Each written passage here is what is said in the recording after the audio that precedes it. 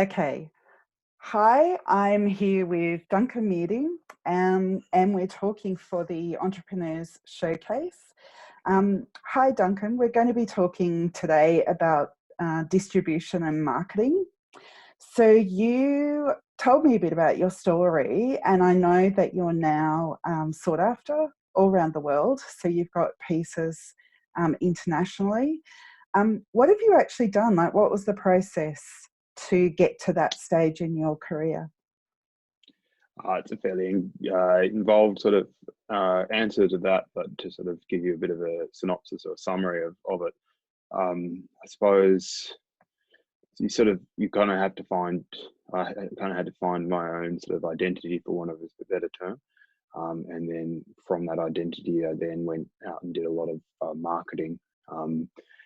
Through differing means, whether it was on a lot of online social media stuff or marketing through trade shows and things like that. And there's different types of marketing that work in different ways. And also the difficulty about marketing is you don't exactly know what works where and best. But I think the key thing for me was I had some people that were around me that were quite honest with me about my particular situation.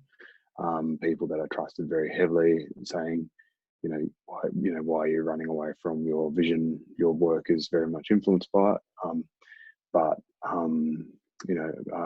then sort of, I came sort of for me, for my situation, I came to terms with that, I suppose. But not necessarily everyone has that or influence necessary or wants to identify in that situation. But for me, I did, and that became quite an integral part of my story. And that also was quite important for how I marketed my work. Yeah. So when we were chatting earlier, you told me about going to the lots of trade shows. Was that how you got your start overseas? Your contacts overseas?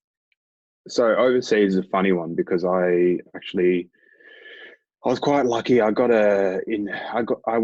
an award fairly early on in my career. It was an art award through the Minister for the Arts in Tasmania. It's a bit biannual, so every 2 years.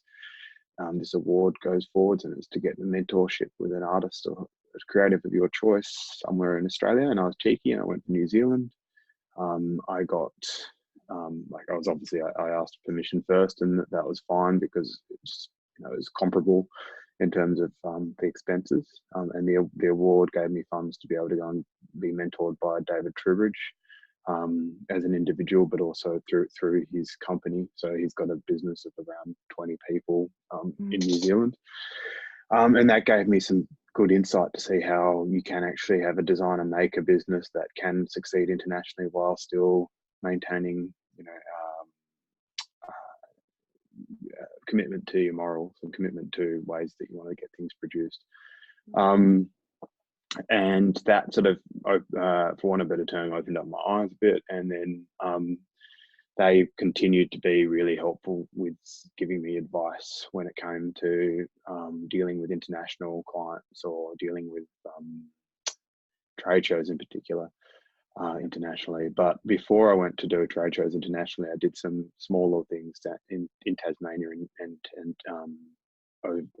interstate. And I think that's a really important thing to do, is don't just go, oh, I need to jump in at the big end. The deep end, so to speak, but start small and work up a bit of brand rapport, for want of a better term, across the local area, partly because it costs a lot less, but also because it means you can make some of the mistakes earlier on in the piece when the costs aren't such a big problem, because I suppose that's where I've kind of learned some mistakes the hard way, so to speak. And I think my big bit of advice is definitely try and do some of the local things first where you can.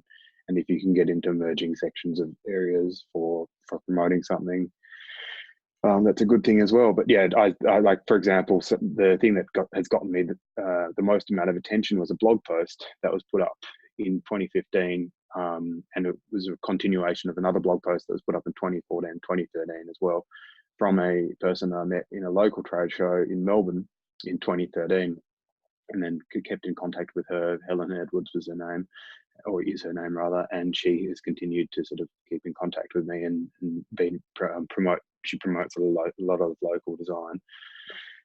And she put up a post in 2015 after I'd met her at a local trade show in Melbourne, and this post went quite crazy on the internet and got repinned on Pinterest.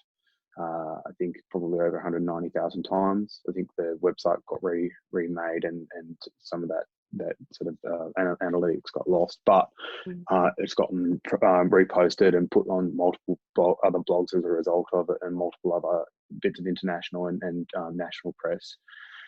And that sort of led to some other work through places like Google Singapore and the Native American Cultural Center through the Choctaw Nation in Oklahoma. So just to name a couple, but they didn't just sort of fall on they didn't just sort of fall out of the air. It sort of came as a result of marketing that I did back in 2020, sort of 2013, 2014. Yeah, so it takes a while. Yeah, so yeah, patience is probably the biggest thing, and also don't just think because you don't get immediate results doesn't mean that that particular medium of marketing won't work. Fabulous. Thank you very much, Duncan. It's been great to chat.